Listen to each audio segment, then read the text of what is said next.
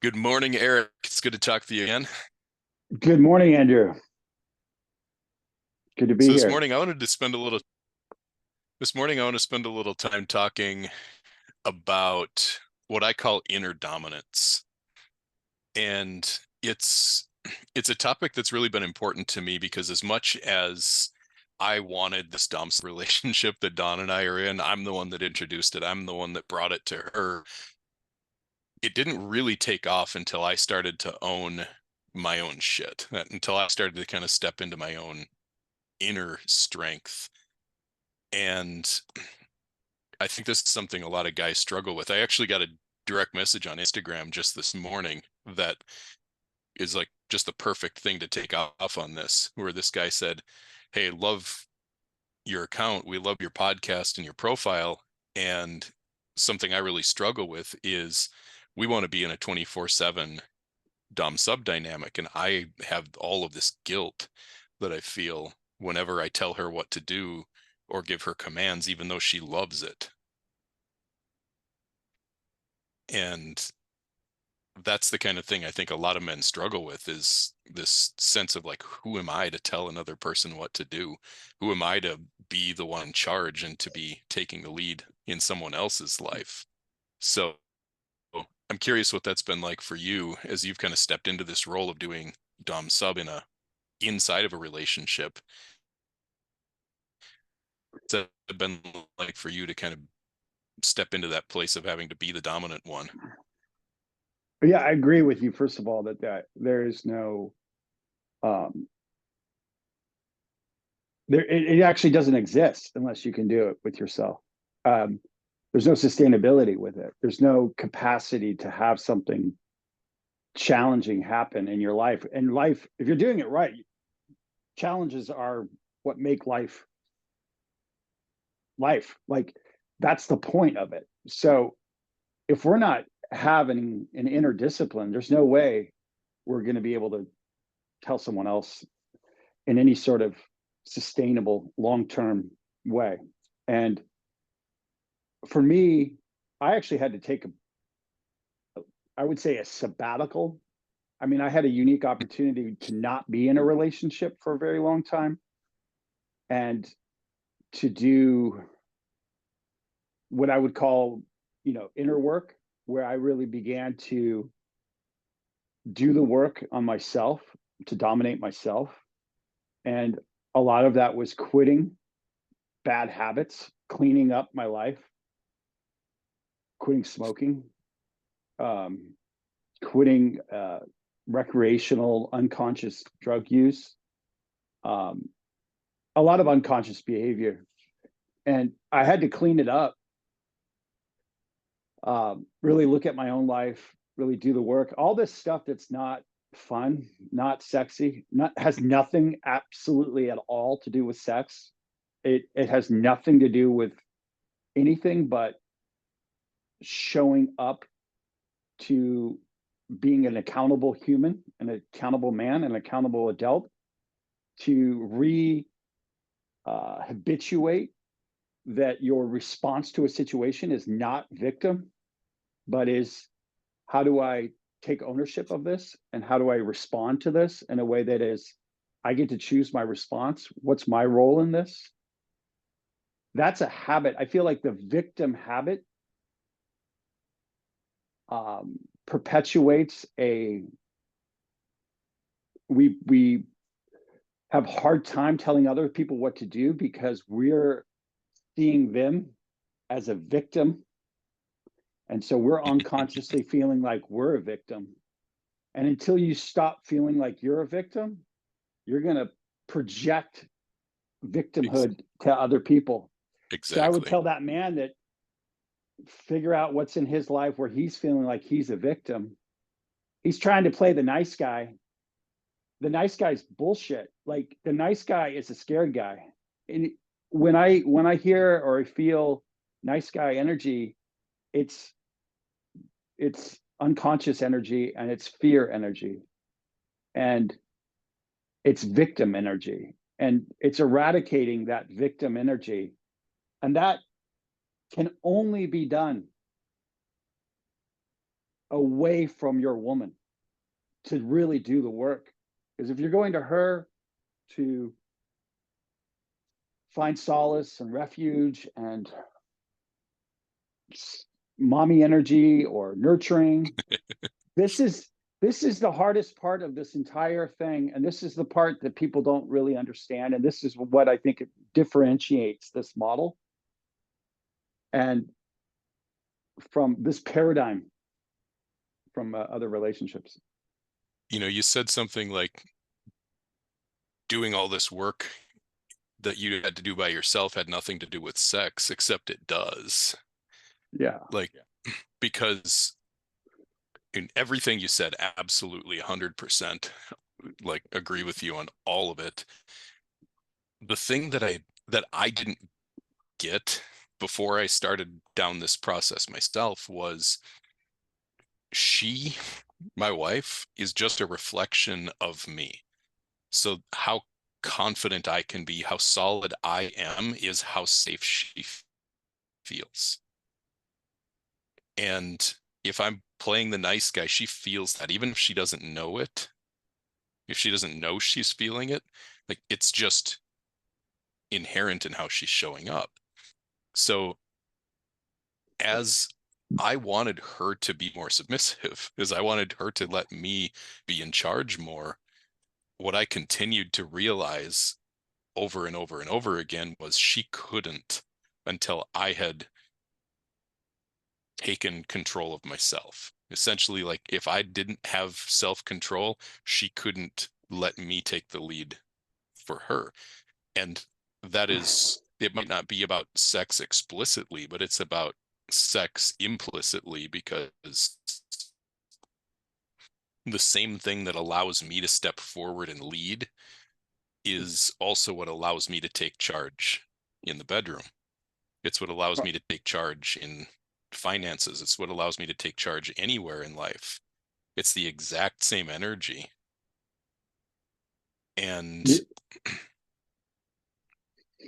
yeah, she's never let go until I've already owned it in here and like had congruence and alignment with myself and who I am, and been strong enough to actually have an authentic confidence. Because when you see that nice guy energy, like you see it in, like you can feel it in a guy's eyes when you look at him, if he's just like trying to please, And right? now And she calls me out. the op, the op, oh yeah. And that sucks when it happens, but it absolutely, like when she feels it and realizes it, she won't be able to stop herself from calling you out. But the opposite of the nice guy energy isn't dick energy. And that's the thing that a lot of guys think, oh, now I'm going to go from being the nice guy to being dominant. So now I'm going to be rigid and hard and structured and forceful. Like that's not it either. It's No, it's it, not. And that's it's about you have to. inner strength. It's not about external control.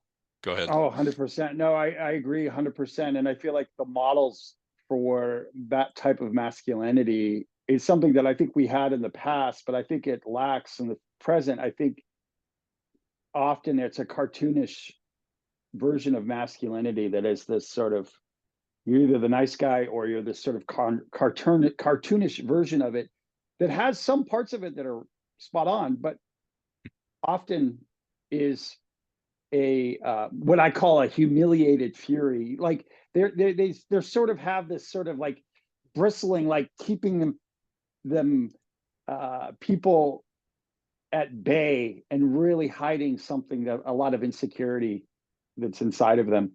And you can feel that, and I think women can feel that. What is it to have a strength that, I mean, it really, the word sort of becomes, but there's a stoic quality to it. I mean, it really is a stoic. There's that is a good specific word to describe what that frequency is. But the other part of it that's really important that I've really come to is the inner landscape. Like if we're not, the emotions and our feelings and our sensitivities, if we're not really able to do the work to reparent ourselves, to hold ourselves, if we're needing the external world to look like a certain thing for us to feel good, that's when we get into a problem.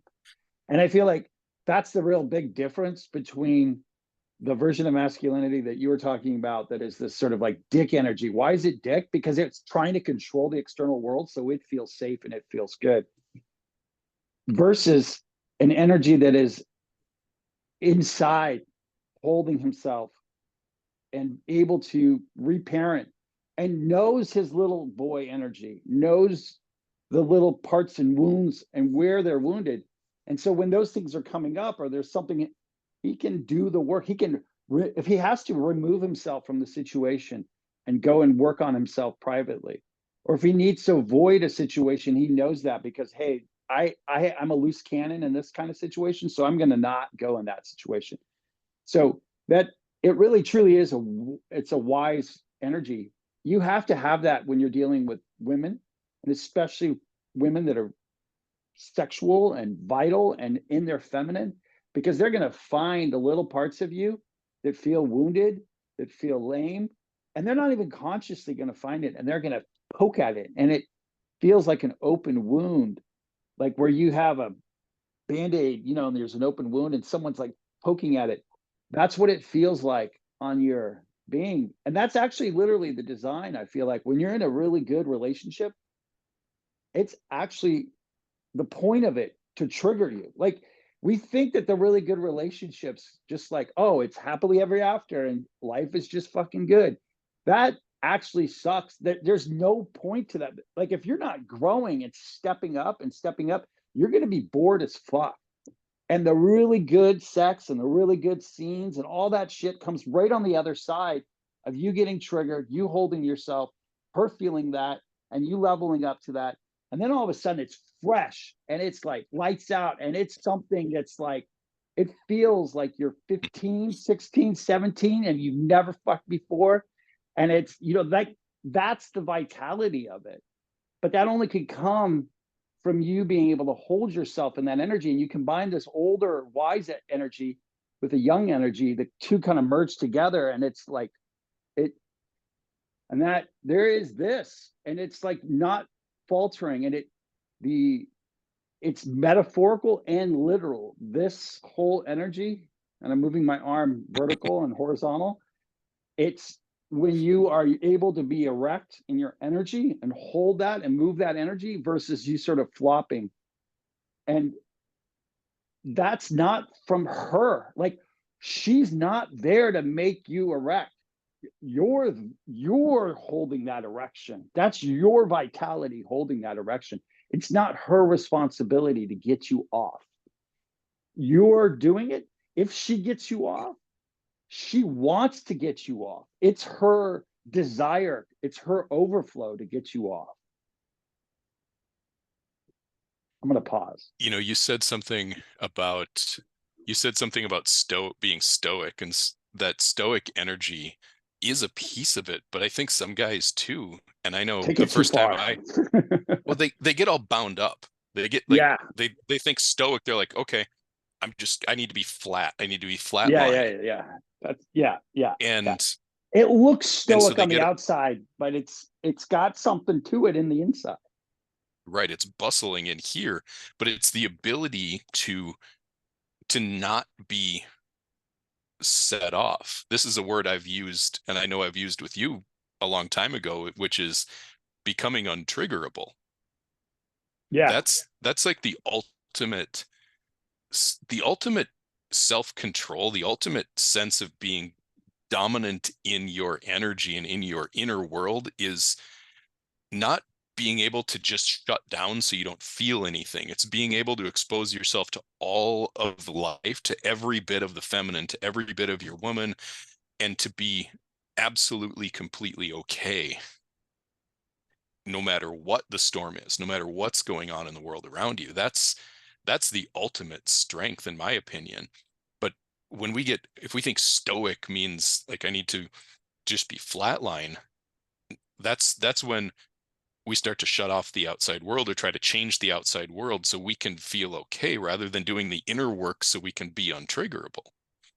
I agree 100%. The other problem with it, when you shut yourself down, you can't feel her.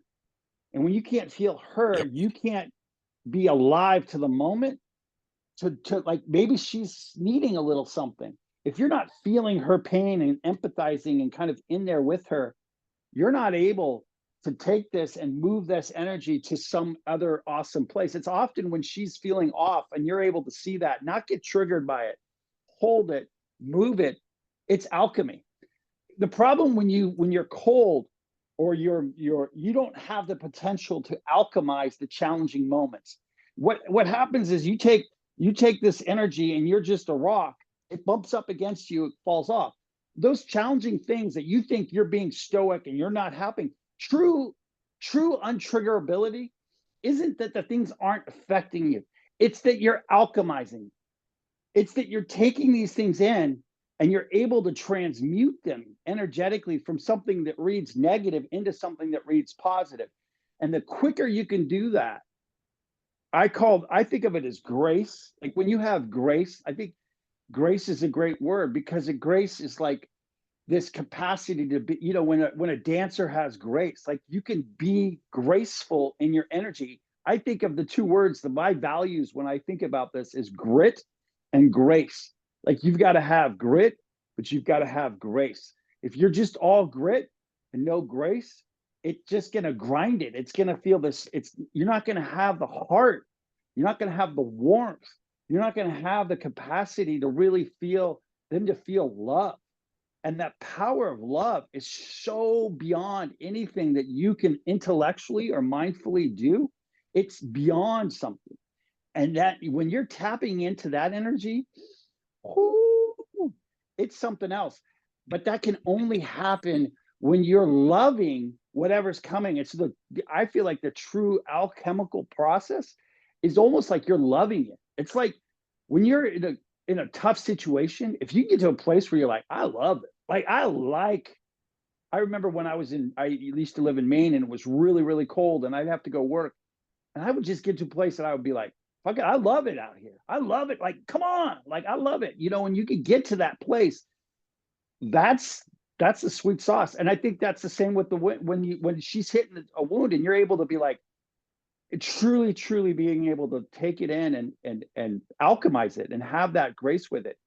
And I agree with you completely. And I feel like the Stoic, that whole sort of genre, that's my big critique of it, is that it's just like this without the flexibility is a really important part. And the emotions are a really important part. And the feeling realms are really important. People think, oh, it's confusing because you think, oh, you can't be led by your feelings or your emotions. And we have to make sure we don't respond in a way that's emotional. Yes, I agree with all of that. But the alternative to that is not feeling. It's feeling and transforming them. Because if you don't feel, you can't have true empathy. You can't have true compassion. And it's through having empathy and compassion and being able to feel others that you can become a great lover. You can become, true dominance and true BDSM and these things is really truly love. Like you're not doing this just to get off on yourself. Like it gets boring. I mean, there's a limited pie there. Whereas with women, it's unlimited. And so you got to get to this place where you're playing in that other field. Yeah, and that's where this inner strength work really gets to be essential, because you don't just get to decide that you're going to be untriggerable. You don't just get to decide that you're going to let her emotions in and they're not going to bother you. It really does require this work that we have to do on the inside of ourselves, which to me always starts with taking complete responsibility for your own life. Back to what you said earlier, you've got to find all the places where you play the victim and you've got to knock it the fuck off. And you've got to step into, the way I love saying this is, it doesn't matter what the problem is, I'm the solution. I'm never going Yeah. to be the victim. I'm going to choose not to be the victim, even if I have been victimized, right? That state of being victimized, that state of something happening outside of our control to us, that can happen. But we have to keep that relationship as short as possible. We have to keep like the perpetrator victim thing as a transaction that we are done with, and then we move back into a place of empowerment. Okay, that happened. Now what am I going to do about it? Now how And am I sometimes, going to lead forward out of it? yeah, 100%. And what you're saying brings up, just this morning, I had something happen. We were having a sexual encounter this morning, and there was a orgasm on my part that released some energy in me that was re-triggered a wound from when I was little. I had some really, I don't want to get into it all right now, but like some really traumatic things that were sexual when I was young. And it re-triggered that. And I just turned into a fucking baby, and I was just not in a good space at all. And I really wanted her to be the one to comfort me. And to a degree she could, but it threw everything off. And I finally was just like, I would normally go and work out, and I couldn't go in public. I felt really raw. I felt really prickly. And what I did is I just went downstairs. We have a sauna, and I just went in the sauna, and I was in there for like an hour, and I just like kind of rocked myself, and I held myself. And like, well, I'm bringing this up because it doesn't mean like we're just Terminator all the time. Like Yeah.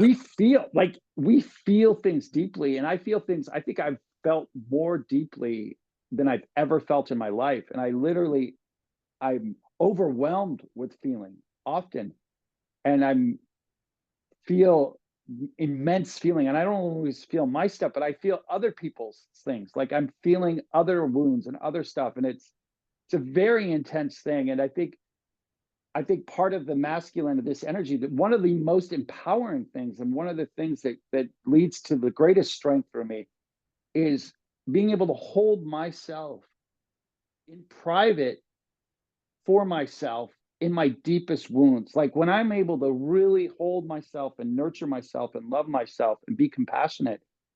When you people, often the masculine message out there is incomplete. It's partially right, but a lot of that is the external world, how we're dealing with the public, how we're dealing with other people, stoic, unemotional, charge, all that.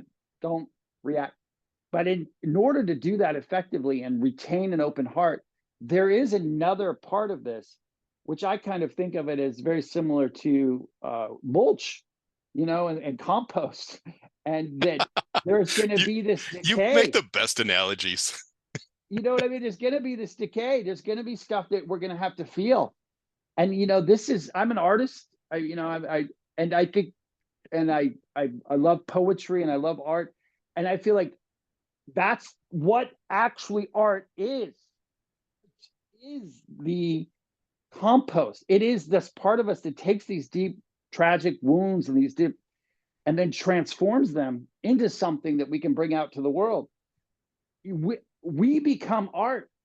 Like that when we're doing this really, really well, like we become artists to our woman. We're creating, it's a scene. Like we can turn life into art, because you have this presence to be able to react and yet to have the feeling and the transmute. But that can only come if we take these times. What did I used to do? I used to go smoke. I used to go drink. I used to go fucking do drugs. That's why men do all this shit, because they don't want to have to feel and sit with the parts of them that they feel shame around, that they feel super lame about, and they feel super weak about. And the alternative isn't just to fucking beat them up and be an asshole to them. It's like you've got to figure out how to sit there and hold that little dude. And that, to Yeah. me, if there was anything that's transformed my life in a more powerful way, it's my capacity to sit with my biggest wounds without reacting, without just hold space for me in my biggest wounding times. And that's nature. You do it in nature, sauna, but it's solitude. It's real, truly work. And I'm talking about it here because I've been doing it for so long. But at the beginning, don't fucking talk about it. Don't do it at a performative kind of place. We're not doing this for show. We're doing this, and I'm speaking about it because it has been the biggest, most helpful thing for me. And I would love to be able to have men know that there's an alternative. You don't have to go get addiction. You don't have to live in rage. You don't have to live as a victim. You don't have to live. The alternative to being a victim is not to be a dick.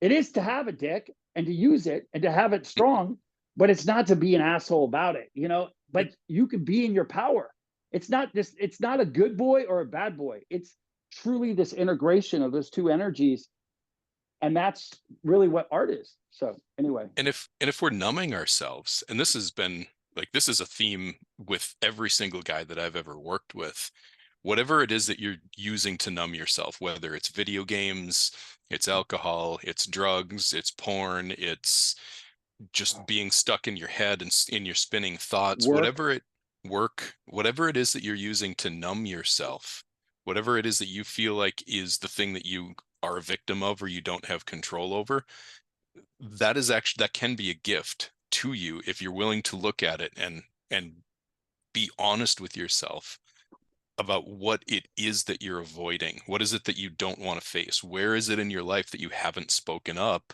because you're afraid of rocking the boat? And like that, it feels like weakness. I remember I got started down doing this work for myself when I read a book that had nothing to do really with this kind of thing at all, but it was called How I Found Freedom in an Unfree World by a guy named Harry Brown. It was written in the 70s. And the whole book's premise, if I could boil it down, is that most people try to change everyone else and everything else around them so that they can feel okay. And that the only path to true freedom is to change yourself so that you are okay, regardless of what goes on around you. And that all comes back to a journey into authenticity, into accepting yourself, your true nature, who you really are. And if you can look at like, who would I have been as a man if if I'd never been fucked up by the world, if I'd never gone through, I've talked about the sexual abuse I went through as a kid, that went on for years. You know, I've had my shit too. And the like, who would I have been if I hadn't gone through all of the traumatic events that I went through in my life? Like, what's my essence? What's my true nature? Who am I really underneath all of this stuff? And what part of that am I avoiding? What part of that pain am I avoiding with the drugs, with the alcohol, with the video games, with work, with whatever it is? What is it that I'm numbing myself to? What am I numbing out that I don't want to feel? Because if we're living in that energy of being numbed out, our woman, or if we're not in a relationship, the women that we meet, but also I believe energetically the world around us on a broader scale, like on the world of abundance, is tuned into our own energy of lack, our own energy of shutting down our energy of shutting down our true authentic nature and our soul's energy. And there's nothing that feels like you are in control of your life when you are being controlled by the outside world and when you are shutting yourself down and numbing yourself out. All of that takes you out of the energy of really holding a congruent inner strength that says, I am okay. And That's like that that's it. that's exactly what I want for myself. It's exactly what I want for every man that comes in contact with me and with my work, is to figure out who the fuck you are and line up your external life with who you are in the inside and get everything else out of the way. Destroy anything that gets in the way of you being your true authentic self in the world. And that starts with inner dominance, which again, to your point, doesn't mean crushing everything about yourself and just beating yourself and grinding yourself down. It really means having some compassion for yourself and your letting yourself feel and heal from all of those things that you've stuffed, so you can let go of them, so you can be who you were meant to be. That's the only way you'll ever feel solid enough on the inside to emanate solidity in your life externally, for other people to look at you and just feel you as a solid, grounded presence. You have to feel that on the inside in order for somebody to see it and feel it for you. And if we want to be dominant and have women submit to us and follow us, we've like, that's step one, is being able to them being able to feel us as a solid presence that they can surrender into, somebody that they can let go of all of their control and lean into. Because how the hell can they follow us? How can Dawn follow me if I don't have myself taken care of? If I can't dominate myself, how can I dominate her? If I can't control myself, how can I control her? If I can't lead myself, how can I lead her? And I want to hear your response to that. And I've got something else interesting on that same line that came up last weekend that I wanted to share with you. You'll get a kick out of. Yeah, I'm curious. I want to hear about last weekend. I wonder if there's a story there. You were highlighting that you were maybe going to go somewhere. No, I agree with you 100%. I mean, there's nothing, you said it. You said it perfectly. I love the word, the word authenticity and congruency. These words are important words, and I think the the part that's the most challenging are the parts that we feel weak around, or we feel vulnerable, or we feel shame around. Shame is a great word, because what is it that we feel shame around? We all have it. Unless you're a psychopath, we all have shame. We have something. And what is that? I love, Brene Brown's work on shame has been really helpful for me. Where what is that thing that we feel like we are undeserving of love?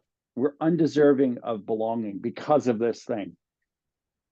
Well, guess what? When you can figure out how to love yourself despite that, and integrate that, and be like, dude, I see you, I can hold you there, I can accept this radical acceptance.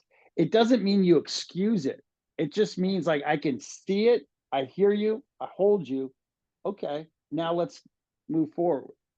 But there's got to be a moment of just acknowledging the truth and the reality of it without just bludgeoning it. And I think the main thing that I think about is that if you don't soften yourself to really feel it, you're always having something protecting it. And in that protection of it, you're never really able to go there. You're never really able to resolve it.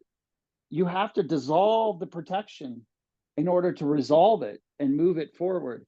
And that process is really scary. And it really necessitates something that's really where you have to hold yourself through it. And I think Well, it's also hard. Go ahead. it's the ultimate vulnerability. Like, we have those walls up, that Oh, protection up to protect us from something that hurts. And 100%. the only way to live without reacting out of that hurt, which is where guys come with all these like mega reactionary triggered like anger and all this stuff, it all comes from pain.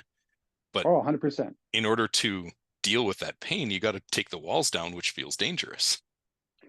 Oh, 100%. And, my life, I have done this terribly, most of it. And I have been a mess. And I've been, a lot of numbing, a lot of avoidance, a lot of sloppy, a lot of an embrace of a kind of a reactionary, you know, a wilderness that has not had the sort of refinement um, that I've needed to do this well or anything.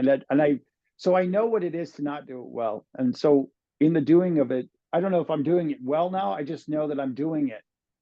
And I think part of the process of it is just the other word that comes to mind that I think we haven't used, but consciousness.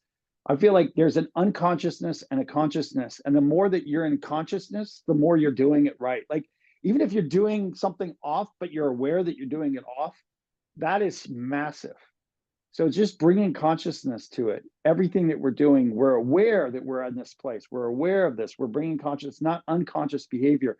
A lot of times when Rachel will call me out is for doing something with, being unconscious.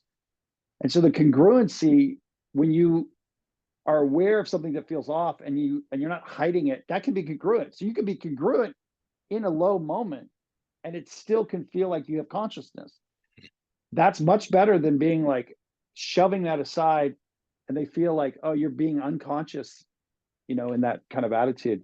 Sometimes that's That's necessary. that's the quote from Carl Jung that I love so much, that until we make the unconscious conscious, it will rule your life and you will call it fate. Yeah. And it is the first step. It's being able to see it, because most of us, and myself, this was most certainly true for most of my life up until I started doing this work for myself. It, I didn't even know what I was doing. I wouldn't have called myself defensive. I wouldn't have called myself reactive. I wouldn't have called myself a victim. But then every time that something doesn't go the way that I want it to, and I flip out, I just feel like I'm right. I know that you're a victim when anytime you're doing something you're pissed, you're right. Well, you're Yep. like, I'm right. Like if you have a lot of I'm right energy, it's most likely you're a victim. Yeah. And that's like, that's the thing. The first step is seeing, oh, I'm actually really trying to protect myself here. And as soon as you start to see that, shit starts to unwind and you can't stop Oh it from yeah. unwinding. Like it things will never be the same again when you start seeing yourself, like witnessing yourself in your reactivity, witnessing yourself in your defensiveness, witnessing yourself in the ways that you justify and explain yourself. When you start seeing yourself actually doing that, it, everything starts to unwind. That's a good you've said that well. I mean, that's so kind of simple to say it that way, and it's been said a lot, but it's resonating right now when you say when you're able to see yourself. When that's kind of like the first step of holding yourself is just seeing yourself. Like just there's a neutrality to that. It's almost getting into a neutral place where you could just see yourself with that. Before we go too far, I do want to ask you about last weekend. You said you've got a little something from last weekend that you wanted to speak to. So, since our Instagram account is just kind of blown up, and I think we're almost 20,000 followers now on Instagram, which is just crazy. Every once in a while, between the DMs and comments, you can feel when there's somebody who's just a good connection, just somebody who kind of gets it and who you have some sort of alignment with. And so there's this man who's been kind of present in our comments and our DMs for quite a while. And we're traveling right now. We're down by Houston and he lives down here. So it just so happened he was on his way to go visit a buddy and he was driving like right past where we're staying. So we met him out for a cocktail, and it's fun to meet people in person who you've kind of known on the internet. And he brought up while we were sitting there, just kind of having a drink and getting to know each other, just having a fun conversation. He said, the one thing I love that you do, that the first time you said this, he said it was like, oh, he's saying the quiet part out loud, is when I made a statement a while back that a man has no business being dominant and taking charge and control in another person's life if he's out of shape. you And that you like, you made some enemies with that one. There are some other doms that are out there in the world that are not liking when you're saying that. and people hate when I say that, but I really believe that it's true. Now, I'm not saying that you got to have a six pack to be a dom. That's not it at all. It's if you can't take responsibility for your own life, your own health, and dress yourself well, groom yourself well, keep yourself in some semblance of physical fitness, that's that's like point that's like the zero before the one, that it takes that kind of, you have to love yourself enough to take care of yourself. And it's not just about being a dom, but it's about showing who you are. What are your standards? How do you treat yourself and love yourself and take care of yourself? And it's not so much about the way you look, because guys will think, oh, I just need to look good. I need to, make money. I need to be in shape, dress well, and then I'll get women. But that'll only get you superficial women if you're just focused on the superficial. It's really got to be about, how do I love myself? How do I take care of myself? How strong am I? Am I strong enough to take care of me and to put my life in order? Because that is what you're doing when you're getting into a dom sub relationship is you are taking on responsibility for another person's life. Like they're saying, I will do what you tell me to instead of what I want. And in order for that to be a safe experience, in order for that to be an authentically surrendered experience of submission, she's going to have to trust that you've got her. And that isn't something you can do just by saying it. It's something that you have to show in the way that you live your life. And that's why being able to keep yourself in shape and take care of yourself is such an essential, like, starting point for dominance, is because you are showing yourself and building trust in yourself that you've got you, so that someone else can trust you that much. Agreed. I mean, yes. And I want to add to that part of what this morning when I went in the sauna, especially as I get older, I really feel like part of that taking care of yourself is knowing how to deep rest and like Yes. yin, like what I would call yin kind of energy, like knowing Yeah, it's when you not need to just about just beating the shit out of yourself. exactly, and how do you recuperate and how do you heal yourself? You're not just like forcing your, because then it's long term. I feel like I'm in good shape right now, really good shape. And I think a lot of why I am in good shape is because I know how to sleep. I know how to drink water. I know how to calm my nervous system down. I know how to take care of my nervous system. And I lift weights and I run and I do all these other things.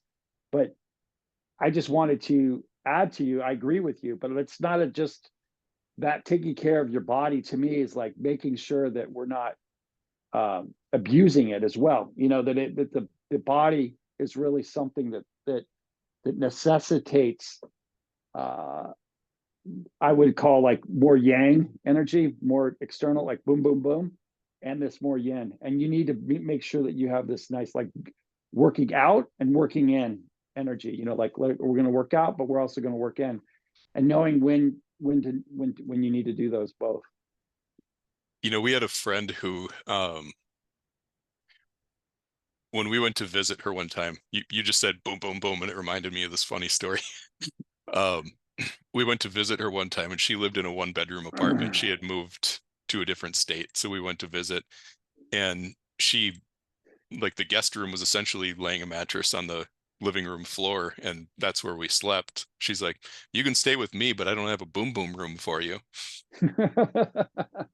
And so we laughed about that. And then eventually, now we spend half of our year in this fifth wheel traveling around the country, basically chasing the warm weather.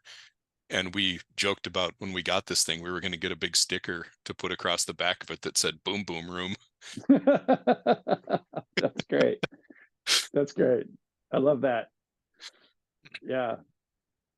No, So I this whole like fitness thing, it really is about how you feel about yourself. One of the first things I tell guys when they want to, like, be more dominant, when they want to step into like feeling more dominant, is go to bed. Like, go to bed at 9 or 10 o'clock, get 7 or 8 hours of sleep, and get up at 5 or 6 and get started with your day. Don't waste those 2 or 3 hours doing things that are just trash to yourself and your body when you're tired at the end of the day. Go to bed, wake up in the morning, and put that time into something that's beneficial to you. Maybe it's meditating, maybe it's exercise, maybe it's um, doing some journaling and reflection and getting connected with your inner experience in that way. Whatever it is, but dominate yourself by getting over your FOMO, getting over your, like, whatever your bad habits are that you do at 11:30 p.m., and get yourself up in the morning when you're alert and awake, have a cup of coffee and do something productive with your time. That's a great first step into this self-dominance thing, inner yeah, I dominance. mean it's really the word dominance, okay, we can use that word, but it it's truly tending. Like you have to tend, you have to take care of, you have to. it's husbandry. Like it is truly like a word that means responsibility. Like it's not just like I'm here, fucking do this, blah, blah, blah, like that. It kind of gives the wrong impression. What I like about the word though is no excuses. Like you got to do it. It's not something that's like maybe if I feel like I want to do it or not. It's like no, when you've got like you have kid, you're the kid. You have responsibilities. You have to show up to them. And part of the responsibilities is your inside life, your outside life, being authentic. You have to show up to not just the parts of you that are the more responsible parts, but you also part of the whole point of what we're talking about is you have to be responsible for your desires, for your lusts, for your sexuality, for take responsibility for your kinks, take responsibility for what we might call the more feminine side of ourselves. Like own that, integrate that, feel that, honor that. Like that's the true discipline. It's not just go and be good, responsible person, but it's also integrating this other part. When you can do that, then that whole thing becomes responsible. The whole thing becomes where you're able to do it within a structure. I think when we don't integrate it, we don't own it, we don't dominate it, it lives over, I keep, like comes out sideways. And I've spent a lot of my life, I grew up in a very religious situation that was not sex positive. And I also had abuse and I had a lot of things with sex that were really, really not great. And for a long time. And it to just deny it, to just say, hey, sex is something you have to overcome, sex is a problem, sex and sexuality and your lusts and dominance and all of this is something that is bad, and labeling it as bad or wrong, it is the worst way. We can Well, see this. I it's mean, our whole world is a product of people labeling this shit as bad and this is good. And the bad way to do it, to dominate yourself, is just to be over here in the good. That's really gone well, hasn't it?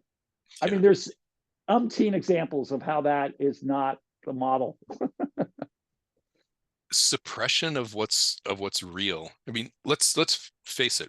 Every single one of us that is alive on the face of the earth is here because of sex. Sex is inherently good. But when we shame it, when we suppress it, when we get wrapped up in all of these beliefs and all of these agreements that we've made about it, like what is okay, what's not okay, we just end up hating a very natural, normal, good part of ourselves. And men are walking around completely fucking terrified of our sexuality. We've just been trained, and any man in our generation has been raised essentially to believe that our sex is a problem and it And needs the to be problem, dealt with. yeah, and the biggest problem with that is then you make it into something, that's too big of a deal. And so then you make the relationship about the sex. And this is going to sound interesting coming from somebody who's interested in all this.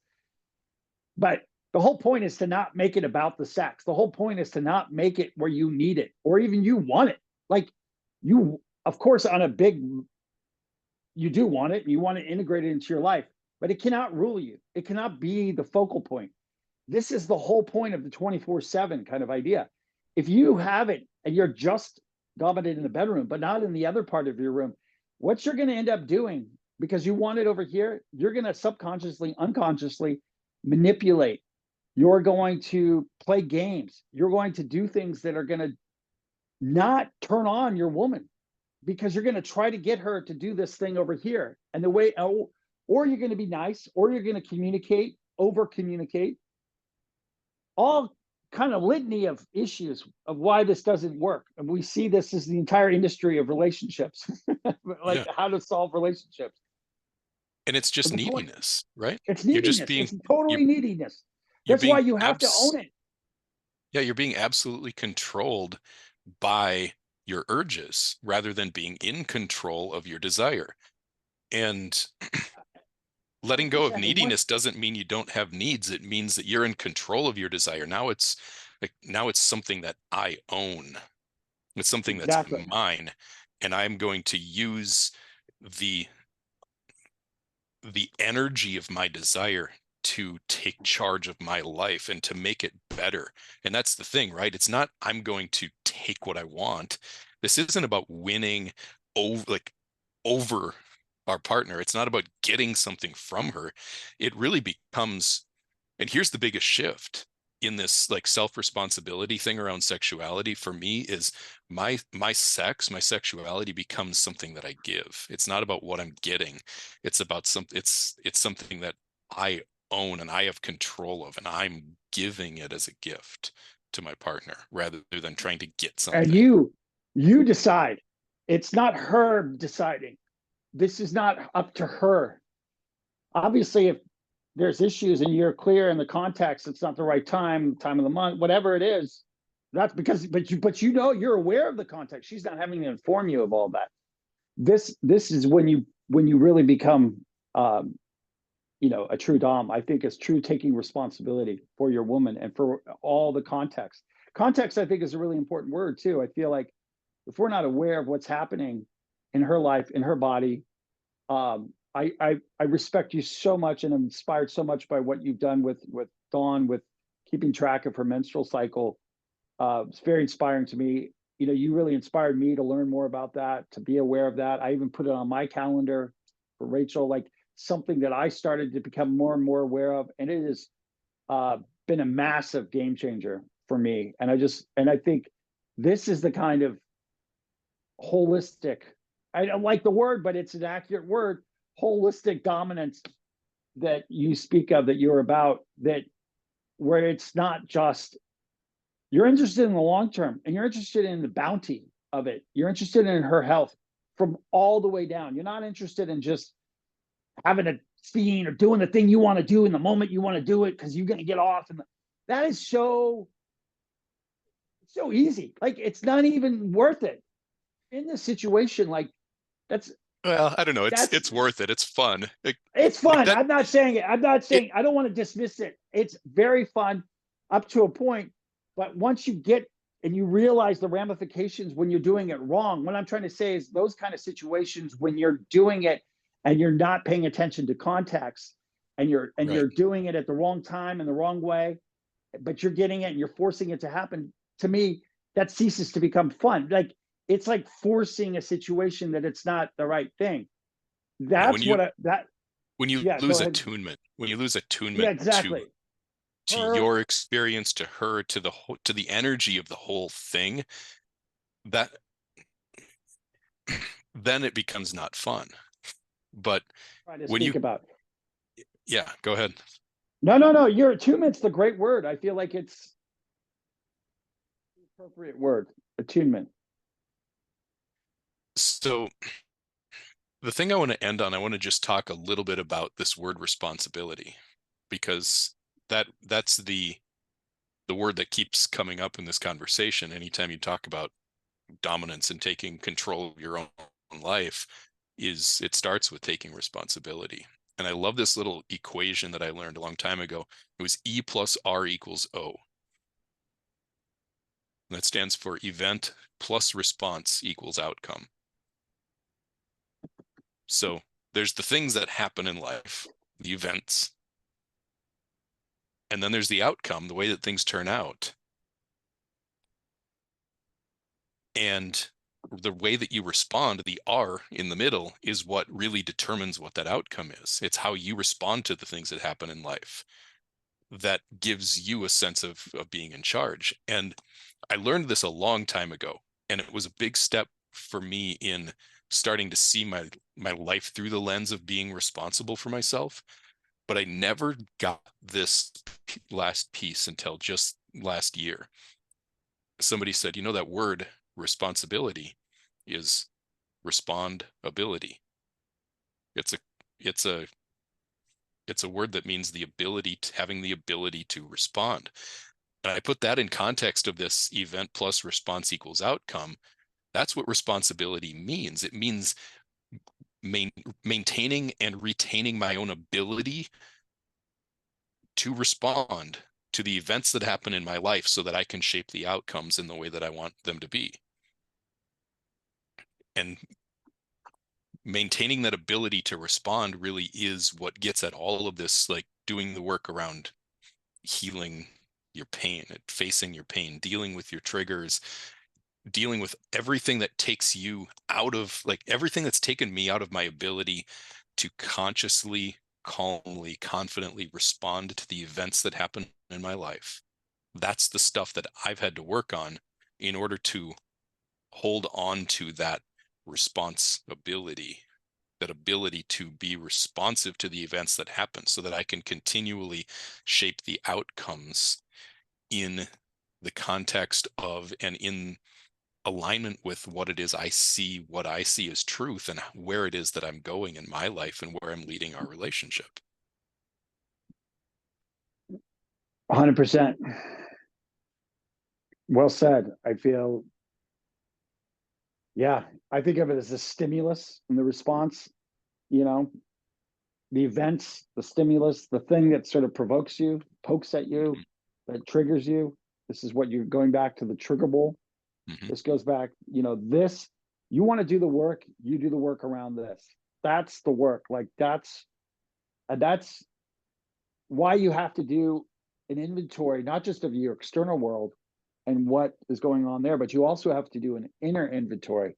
Because if you don't know what wound, like if say you have a physical body, emotional shit and the traumas from our past are very much like the physical, like it's going to hit something in us. And if you're not aware of that and take inventory of that, your capacity and your ability to respond is going to be disproportionate. I always think whenever we have a disproportionate response to a situation, there's some trauma there. There's some wound there. When we have a disproportionate response, so then we can trust the triggers to teach us. We can trust that when these triggers, you get to the point, and this is when I say like good. Jocko has this thing where he says good after good. Just anything bad that happens, he's just like good. And I always I hear his head going like good.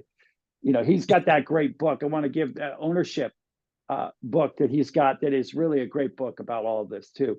But the idea that when something happens that's a tough thing, that we can trust the trigger to teach us, like we could trust the trigger, like, and that's part of the good. Trust the stimulus to spawn something productive in us. That there's an opportunity there. And I think the victim is like, what the fuck you doing? You hit, and then you want to get on, like, no, don't touch that. And you can, everyone's kind of like doing this. Well, it's because they have so much wounding here that they're trying to protect themselves. And you can hear that, you can feel that. And I feel like a lot of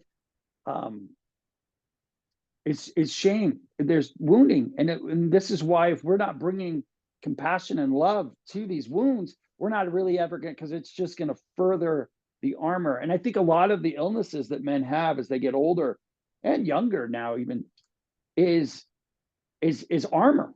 It's armor illnesses, like you're protecting yourself. You're stiff in your body. Literally, there's a looseness when you can start dissolving these things. Your heart opens up. Heart attacks and heart things are one of the biggest killings of men. I think it might be number one. It's because they're closing their heart. They're closing. You open up your heart, the blood can flow. We can move. We're not just in this state. And this is where this is not. That's why I'm passionate about it. Why you're passionate about it. This is life and death, and this is not just some fun thing that we're doing. Like this is literally. I mean, look at all the insanity of school shootings and people reacting and road rage and all this kind of stuff. A lot of that is people not understanding the event plus R equals O equation that you speak about. They are not choosing their ability to respond has been hijacked by an external event that provokes them to do something. And that is something that the 24/7 DS is literally a training ground of the E plus R equals O opportunity. It's not like I'm not untriggerable. I'm getting triggered almost every day. I'm just able to navigate that quicker and better than ever before and know and see it happening. But I'm grateful to be in this type of relationship because it's literally, I tell her it's her job to trigger me when something's off. Like if something's off, you speak up, you use your voice, and don't be contorting yourself to make me feel better. Because when she's able to do that, she gets wetter. Like it's just an equation. And that's been her hardest thing. And she's done an incredible job. She's incredible at being in her feminine, but her version of being in her, this is a whole other conversation, but was one that wanted to make sure I felt okay and protected me. And I think now I would love to get her and Dawn on with the four of us because I feel like it would be a great conversation about voice and the feminine voice and about using your voice because I feel like that's the one of the biggest parts of this to really bump up my E plus R equals O capacity has been when Yeah. she's been using her voice in an authentic manner that she's able to ruin the moment for the good of the relationship, But for the good of her. let's talk more about that next time. I think that would be a great starting point for another entire conversation. Yeah, you Um, really were the one. I want to give you props. Like Andrew, you really were the one that framed that and really supported us in our relationship and encouraged that. So thank you. And thank you for today. That was a great conversation. yeah, it really was. Appreciate everything you brought to it and look forward to the next one. Yes, looking forward to it. Thank you.